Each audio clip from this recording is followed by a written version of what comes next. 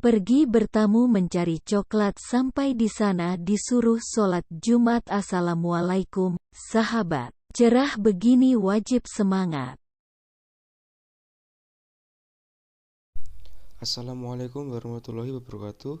Sebelumnya saya Kondita Purnama dan saya bersama teman saya yaitu Saya Devi Angga Astuti. Saya Fitriana Dia Rahmasari. Dan di sini kami akan menyampaikan teori masuknya Islam di Indonesia. Indonesia merupakan negara dengan penganut agama Islam terbesar di dunia karena hampir 87% penduduk Indonesia adalah pemeluk agama Islam. Hal ini dikarenakan penyebaran agama Islam di Nusantara yang cukup aktif adalah dari Pulau Sumatera hingga ke Sulawesi dan Maluku.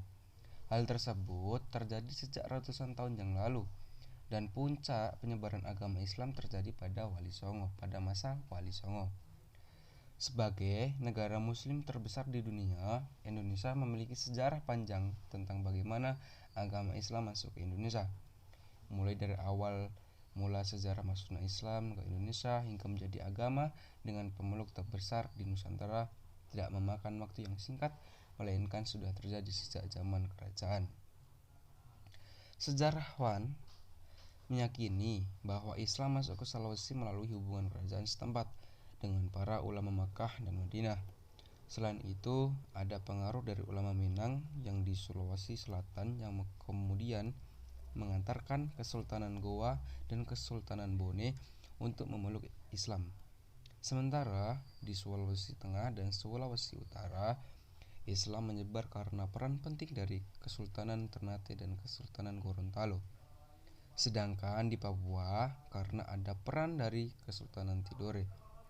Catatan lain menyebutkan bahwa Islam masuk ke Pulau Jawa pada 672 Masehi. Setelah Raja Jaisima dari Kerajaan Kalingga masuk Islam.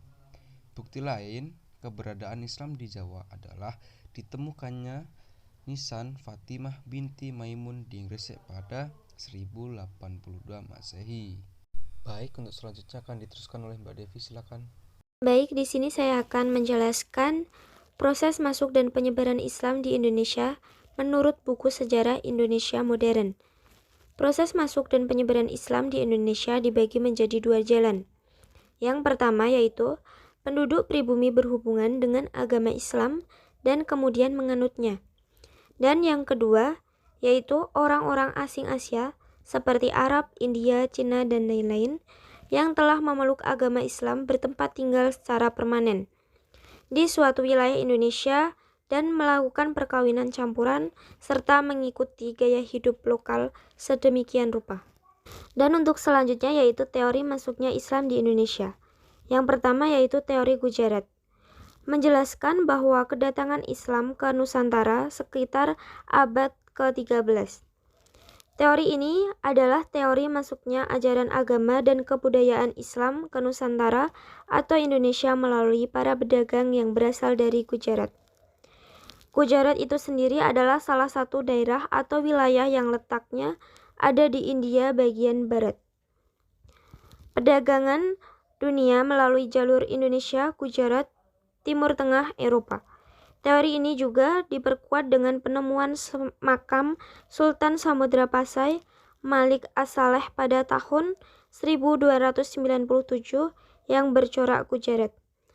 Dan untuk selanjutnya akan dijelaskan oleh Fitria. Terima kasih. Baik, terima kasih. Teori selanjutnya yaitu teori Mekkah. Mengatakan bahwa proses masuknya Islam ke Indonesia adalah langsung dari Mekkah atau Arab.